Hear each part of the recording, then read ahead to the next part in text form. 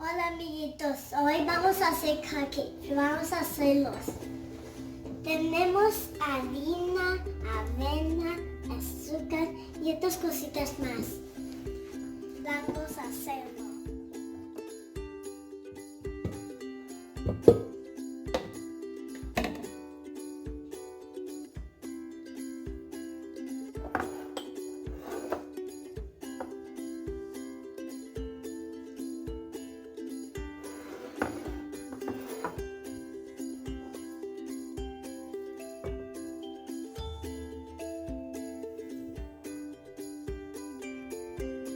Listo, ahora vamos a revolver.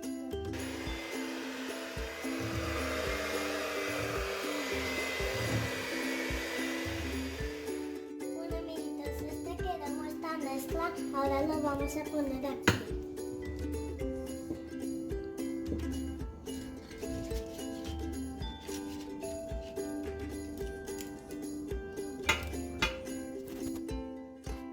Bueno amiguitos, así quedaron nuestros cupcakes.